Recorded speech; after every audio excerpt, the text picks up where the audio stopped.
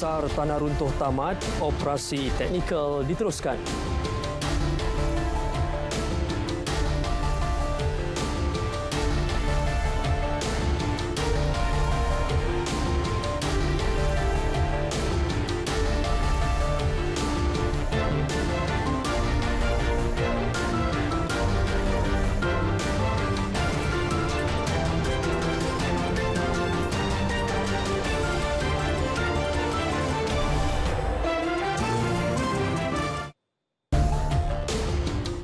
Assalamualaikum dan salam perpaduan bersama saya Izzuan Saman dalam Berita Tengah Malam. Operasi mencari dan menyelamat SAR mangsa tragedi tanah runtuh di Batang Kali Selangor yang bermula 16 Disember lalu ditamatkan secara rasmi. Ketua Polis Negara Tan Sri Akril Sani Abdullah Sani berkata keputusan dibuat setelah polis mengesahkan tiada lagi mangsa yang terlibat atau hilang dalam kejadian terbabit.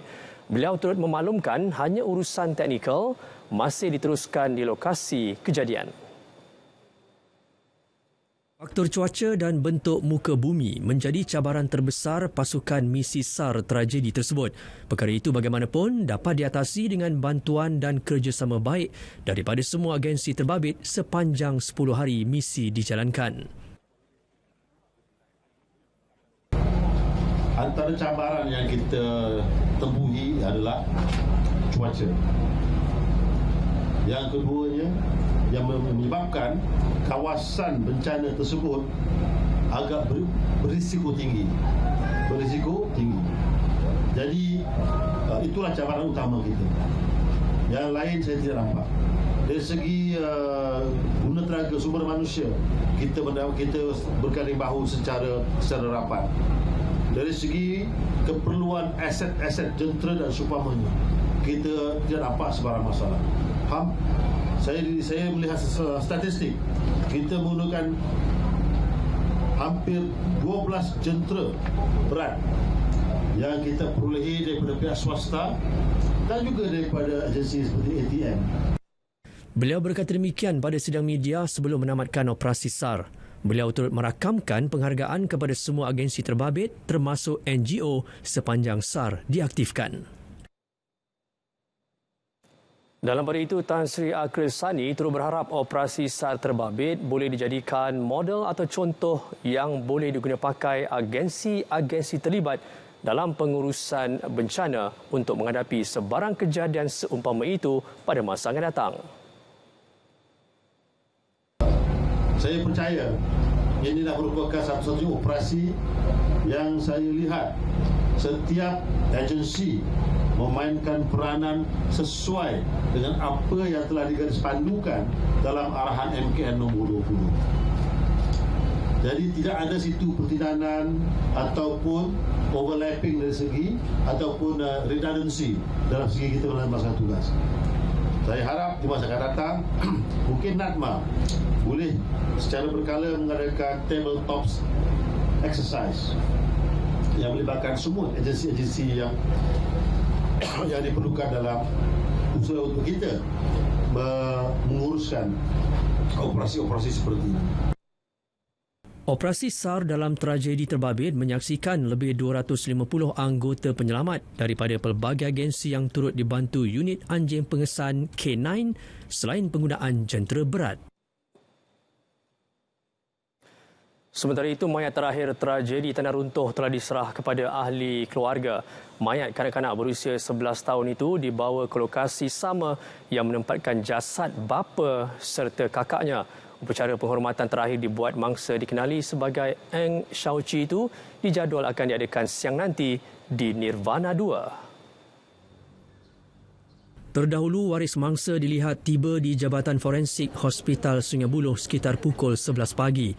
Mayat mendiang yang berada dalam beg tidur ditemukan pada kedalaman 1.5 meter dalam tanah kira-kira 4.53 petang Sabtu hasil kerja pengorekan secara manual oleh anggota penyelamat yang mengesan aliran cecair dipercayai daripada mayat mangsa. Selain mangsa, tragedi ini turut meragut nyawa dua lagi ahli keluarganya iaitu bapa yang berusia 43 tahun dan kakaknya berusia 12 tahun. Dalam kejadian pada 2.42 pagi Jumaat lalu, seramai 92 mangsa terbabit dalam insiden tanah runtuh yang telah meragut 31 nyawa, manakala 61 lagi terselamat. Daripada jumlah 31 kematian itu, 20 merupakan individu dewasa dan 11 lagi kanak-kanak. Selepas operasi SAR berakhir, fokus Agensi Pengurusan Bencana Negara NADMA kini adalah bagi operasi pembersihan di kawasan tragedi tanah runtuh. Menurut Timbalan Ketua Pengarah Pasca Bencana NADMA, Datuk Khairul Syaril Idris, penyiasatan berkaitan kejadian itu juga diteruskan. Bagaimanapun, jumlah anggota terlibat dikurangkan mengikut keperluan tugasan. Jadi perkara berkenaan akan dibincangkan oleh ketua pos komander pos tempat kajian dan untuk menentukan bila kelakar operasi pembersihan ataupun operasi yang berkaitan dengan kejadian di hulu di Batang kali ini akan diselesaikan. Dari segi penilaian dan juga untuk verification dari mangsa ada beberapa cara. Jadi pihak berkuasa telah mengadakan perbincangan dengan mendapatkan maklumat daripada operator resort berkenaan. Beliau berkata demikian di Macap Baru. Mengulas lanjut katanya, NADMA juga akan segera menyampaikan sumbangan kepada keluarga mangsa terlibat dalam insiden tanah runtuh itu, selain bertemu ahli keluarga mangsa bagi menyegerakan proses penyerahan sumbangan.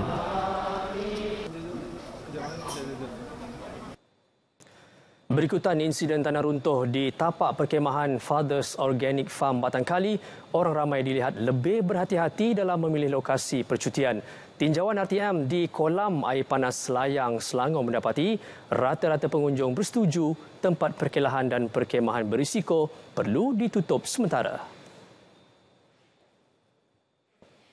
Kalau tengah musim kemujur ni memang tak baguslah kalau kita pergi ke tanah-tanah tinggi, air terjun, macam tempat air terjun, macam bahayalah kan, jaga keselamatan sebab kita dah ada peristiwa terjadi kan. Itu kira hujan kuat mesti tak boleh fikirlah, itu bahaya. Sini tapamnya sini tak ada apa-apa, ini hot spring saja, ini sini bukan itu bukit-bukit. Itu sekarang hari hujannya jam pergi shopping sana, jalan-jalan surah. Banyak option sebenarnya, boleh pergi berada di rumah sendiri kan. Dan pergi duduk dekat mana-mana tempat yang lebih selamat lah kan, yang tak terdedah pada risiko macam tanah runtuh kan, banjir kan. I setujulah. Tempat-tempat yang bahaya kena tutup, tapi kita kena ambil juga tindakan-tindakan yang sepatutnya so that public will be safe also. But kalau tutup selama-lamanya nanti tak fun juga. So I encourage jugalah pergi macam taman tema ke atau tempat-tempat macam ini dengan family. Saya syorkan datang sini sebab bagus dapat jaga kesihatan, dapat elakkan daripada bencana-bencana yang ada zaman sekarang ni kan. Bolehlah kat sini. So untuk bawa keluarga, kawan-kawan, kadang-kadang lain kalau nak buat event pun boleh kat sini. Beralih ke perkembangan banjir. Secara keseluruhan, jumlah penduduk terkesan terus berkurangan terutama di Kelantan dan Terengganu. Setakat 11 malam tadi, 8,672 individu berlindung di 43 pusat pemindahan sementara yang masih aktif melibatkan 5 negeri. Dan berikut perinciannya. Yang di-Pertuan Muda Terengganu, Tengku Muhammad Ismail Sultan Mizan Zainal Abidin berkenan menyantuni penduduk terjejas banjir di SK Kemat Hulu Terengganu. Tengku Ismail turut berkenan mengurniakan sumbangan bantuan keperluan asas kepada penduduk terkesan bencana.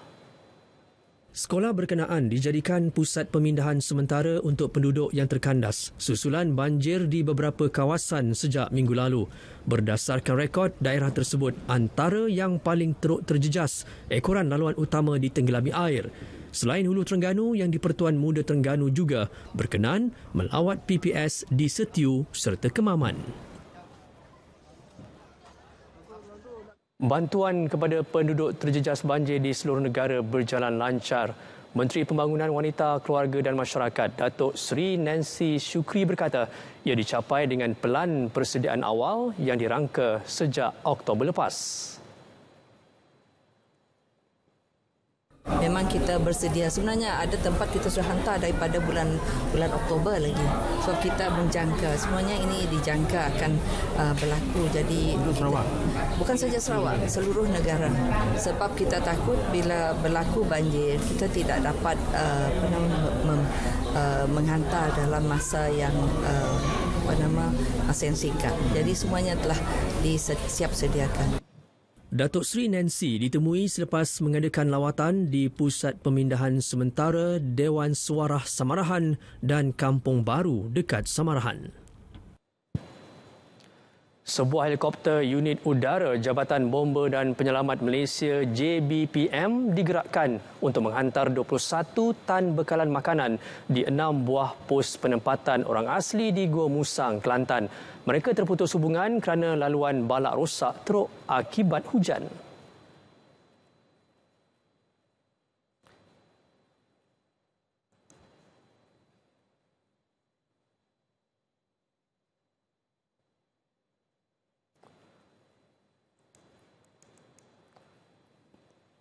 Pihak JAKUA dah mengambil inisiatif untuk menghantar bakul makanan ke beberapa pos yang terlibat di mana mereka ini terputus hubungan dengan luar disebabkan jalan yang rosak dan juga ada beberapa berlaku runtuhan dan juga ada jambatan yang runtuh jugalah. Itu jambatan yang berhampiran di kalau di pos GOP ni adalah di jambatan Belaa dan juga yang tanah runtuh yang berlaku antara pos Bala ke Belatin. Melibatkan seramai 9 orang kru penerbangan, semuanya daripada Pangkalan Udara Wilayah Tengah Subang.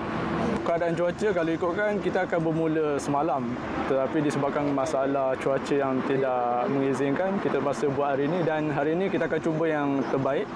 Jika keadaan cuaca tidak mengizinkan, kita akan buat planning seterusnya. Sebelum ini, seramai 800 penduduk orang asli di Pos Balar terputus hubungan selepas jalan perhubungan mereka ditimbus tanah runtuh. Bekalan ikan di negeri-negeri terjejas banjir masih mencukupi bagi menampung keperluan pengguna sepanjang musim tengkujuh. Jaminan tersebut diberi Ketua Pengarah Lembaga Kemajuan Ikan Malaysia LKIM, Yusof Othman. Terdapat 300 tan bekalan ikan sejuk beku atau Q-Fish yang disimpan di seluruh negara. Walaupun berlaku penyusutan bekalan ikan di Pelabuhan Pantai Timur, peraih ikan turut mendapat bekalan sumber laut itu dari Pantai Barat bagi menampung kekurangan stok ikan sedia ada. Untuk pengguna ikan, khususnya rakyat negara kita, tak perlu lagi bimbang kepada bekalan ikan negara, khususnya musim tengkujuh. Dan saya tengok pengeluaran di Pantai Barat pun tak ada isu, tak ada terjejas. Cuma sedikit pengurangan di pendaratan di area Pantai Timur. Beliau ditemui selepas menyantuni masyarakat nelayan menerusi program Jiwa Murni LKIM di Setiu. Petani di kampung Durian Mentangau Dungun terpaksa menanggung kerugian ratusan ribu ringgit selepas tanaman musnah akibat banjir pada minggu lalu. Keseluruhan jentera kita lebih kurang termasuk machinery lebih kurang 30 unit lah. Jadi yang tenggelam terus tu lebih kurang dalam 10 unit. Pam-pam air memang yang ada kat sawah tadi memang tak sempat kita angkat lah. Sebab benda tu kita pakai harian. So jumlah kawasan kita ni yang saya usahakan ni 509 ekar. Tapi yang kita belum sempat semualah sebab kita peringkat pembersihan hutan, pemulihan tanah. Jadi kita baru dalam sekitar plus minus 100 ekar macam tu. Sedih tu sedih lah, tapi apa kita boleh buat kan? Itu ada bencana. Ya, mesti ada kebimbangan tu ada, tapi kita teruskan jugalah dalam kerjaya kita ni sebagai petani. Penternak ikan sangkar di Laguna Semerak Pasir Putih rugi lebih RM1 juta apabila ikan kerapu hybrid yang diternak mati susulan banjir. Pengerusi penternak Mustafa Bakar berkata ia melibatkan 2,100 petak sangkar diusahakan 32 penternak. Menurutnya, aliran air banjir dari sawah padi berdekatan beserta hujan lebat menyebabkan tahap kemasinan air di laguna tersebut menurun. Peternaknya dia pakat masuk ikan kerapu. Jadi kerapu hybrid ni pasal dia cukup-cukup memuaskan lah. Daripada 30 lebih harga sekarang lah ni dah 60 sekilo. Jadi itu yang jadi ke tahun ni banyak kerapu lah kakak okey. Jadi kerapu banyak mati lah ni. Kerugian anggaran semua peternak tu RM1 juta lebih lah. Beliau memberitahu mengikut jadual penternak dijangka menuai hasil ternakan mereka pada sambutan Tahun Baru Cina Januari ini. Sebahagian hasil keuntungan jualan tiket konsert Search Rockin Arena Pening akan disalurkan kepada penduduk terjejas di sekitar Pantai Timur. Konsert yang berlangsung di Setia Spice Arena Bayan Baru itu berjaya menarik kira-kira 5,000 penonton. Menurut penganjur, sumbangan tersebut diambil dari peratusan keuntungan jualan tiket penstriman langsung yang berjaya dijual kepada sekitar 3 hingga 10,000 penonton. Ia termasuk penonton dari Singapura dan Indonesia. Live streaming ni kita pancarkan all over the world lah, all over the world. Indonesia, Singapura, peminat search lah, all over the world. Itulah saya tu ada sebagainya dia pergi masa banjir ke apa ada tak? Ada. Yes. Yang ni kita tengok persentage lah, certain percentage tu kita akan daripada live streaming revenue ni kita akan sumbangkan kepada masa banjir Kelantan dan Terengganu. Terdahulu, kumpulan rock dibarisi Dan Gonzalez sebagai vokalis, diiringi Din, Kit, Yan, Min dan Firdaus mempersembahkan 21 lagu. Antaranya Purnama, Fantasia Bulan Madu, Pawana, Mentari Merah di Ufuk Timur, Neo Romantik dan Bencana.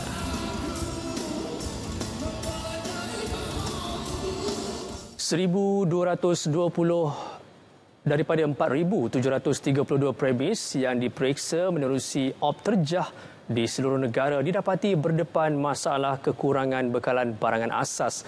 Timbalan Menteri Perdagangan Dalam Negeri dan Kos Sara Hidup, Fauziah Saleh berkata, usaha segera dilaksanakan untuk memulihkan bekalan.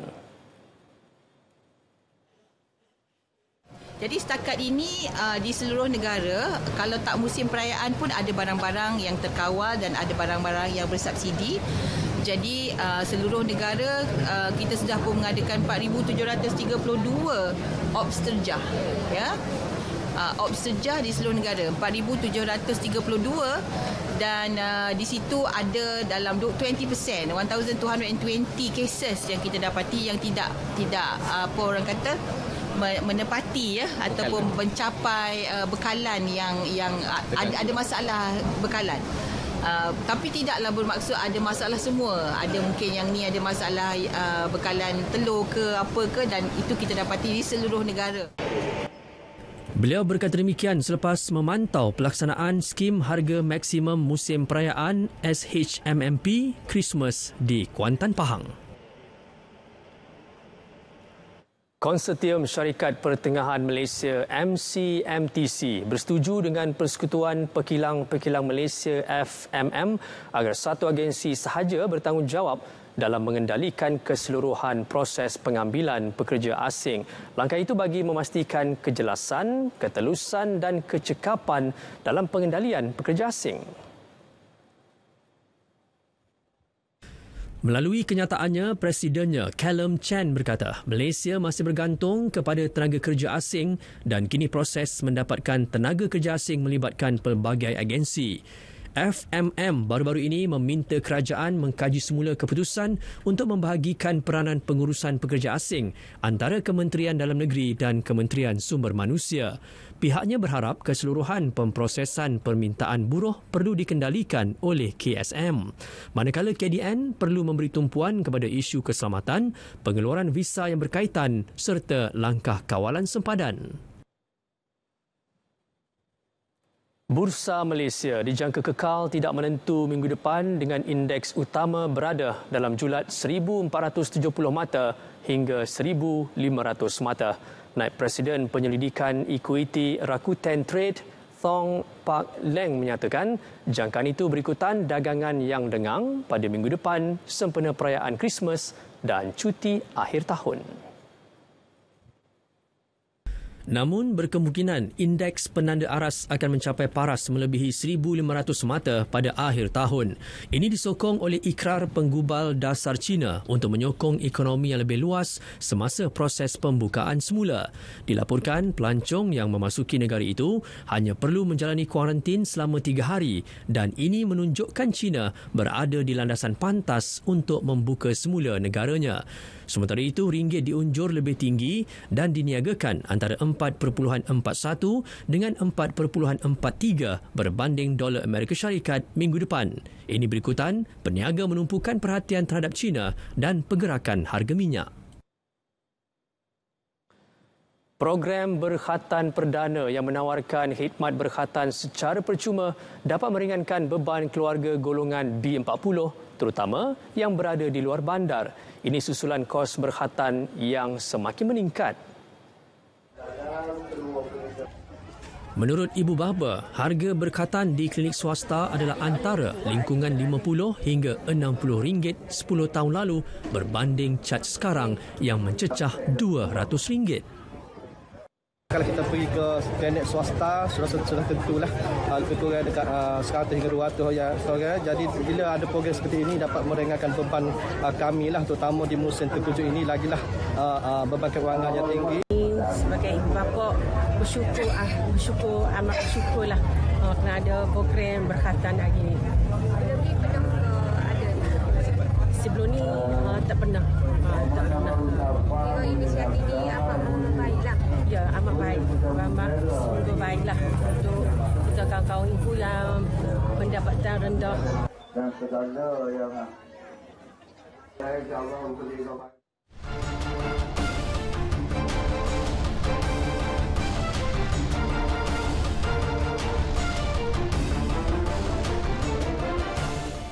Perkembangan sukan. Kita mulakan dengan perkembangan Piala AFF 2022.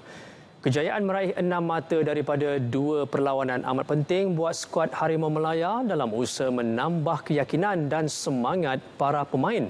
Kemenangan bergaya 5-0 Malaysia ke atas Laos pada Sabtu membuktikan potensi sebenar pemain-pemain negara dalam membentuk pasukan yang berkualiti tinggi. Malaysia berjaya meneruskan momentum selepas melakar kemenangan tipis 1-0 ke atas Myanmar pada aksi pembukaan kumpulan B Rabu lalu. Kejayaan ini turut memenuhi hajat Ketua Jurulatih Kim Panggon yang mahu anak buahnya merapatkan jurang perbezaan gol dengan Vietnam, lawan yang akan dihadapi pada aksi ketiga Selasa ini. First half, it was a little bit struggle for us. Because they are really compact, they don't give us space, and also, all the players, most of them since last Cambodia game until now, I think more than 10 days they didn't have a game, so I think little bit lost their game fitness. So I'm happy to see that quickly react in second half and all the recover their performance. Pada perlawanan itu, skuad negara berjaya membuka jaringan menerusi pemain naturalisasi Sergio Aguero di babak pertama. Di separuh masa kedua, barulah Harimau Melaya mula menunjukkan taring dengan meledak 4 gol. Pemain sayap lincah Muhammad Faisal Halim menyumbangkan 2 gol menerusi tandukan sebelum pemain gantian Muhammad Hakimi Azim Rosli dan Stuart Wilkin melengkapkan kemenangan bergaya skuad negara. Sementara itu, Kapten pasukan Brandon Gunn memuji komitmen semua pemain negara yang berjaya menggalas peranan masing-masing dengan baik sekaligus menjadi faktor utama kemenangan besar ke atas Laos. The coach and the coaching staff have evaluated every player and they know our strengths and our weaknesses. And if the coach tells us to play in a certain position, then we must have confidence in ourselves to be able to play that position because they are the ones who have analysed us throughout the year and can see what we can do. Kemenangan ini bukan sahaja menyaksikan Malaysia menjadi pendahulu kumpulan B, malah turut mencapai misi merapatkan jurang gol dengan Vietnam yang turun di tangga kedua, namun kurang satu perlawanan. Seterusnya, skuad negara akan bertemu juara 2 kali Vietnam pada aksi ketiga kumpulan di Hanoi Selasa ini. Selepas mencatat kemenangan besar ke atas Laos semalam, skuad Harimau Melaya kini sudah berada di Hanoi, Vietnam. Misi utama menjinakkan pasukan tuan rumah di hadapan penyokong mereka sendiri. Pertahanan tengah Syarul Nazim Zulpakar yang ditemui di lapangan terbang antarabangsa Kuala Lumpur KLIA sebelum berlepas mengakui benteng skuad negara perlu lebih bersedia dan fokus seandainya mahu mengecewakan Vietnam yang juga juara 2 kali. Meskipun ketiadaan tonggak utama Ahmad Kuzaimi PE akan memberikan kesan kepada pertahanan Harimau Melaya, namun dia yakin pemain lain di posisi tersebut masih mampu menggalas tugas dengan baik. Kat situ ketiadaan Jimmy merencatkan sikit untuk percaturan Coach Kim, tapi saya rasa Coach Kim ada planning yang untuk digantikan tempat Jimmy. So saya rasa kami pun ada player standby untuk setiap posisi yang dimainkan. So saya rasa kat situ siapa yang bermain untuk menentang Vietnam, saya harap player-player bagi 100% dan dapatlah sekat daripada serangan yang diberikan oleh Vietnam nanti. Kejohanan Bola Keranjang Piala Agong 2022 AAC ke-62. Juara bertahan Negeri Sembilan memulakan kempen dengan bergaya menewaskan Negeri Sembilan 2, 92 berbalas 39 di Stadium Mabah. Jelas Kang Tian Lee, perlawanan berkenaan merupakan perlawanan pemanas badan yang baik sebelum bertemu pasukan kuat selepas ini. I just let the player get back into the rhythm and get back into the system. There's 3 tough games ahead against Johor, against Melaka, even Penang is a good opponent, and then the last game against Selangor. Pada perlawanan berkenaan, pemain kebangsaan Fuk Yi Yap cemerlang apabila merekodkan jaringan tertinggi 20 mata, diikuti Moon Yi Chia 12 mata dan Magdalene Low 10 mata. Esok, Negeri Sembilan akan berdepan Johor bagi perlawanan kedua. Baik, saudara, berita tengah malam berakhir di sini. Dapatkan perkembangan saya sepanjang masa melalui portal berita.rtm.gov.my. Yang saya di RTM, Assalamualaikum dan salam perpaduan.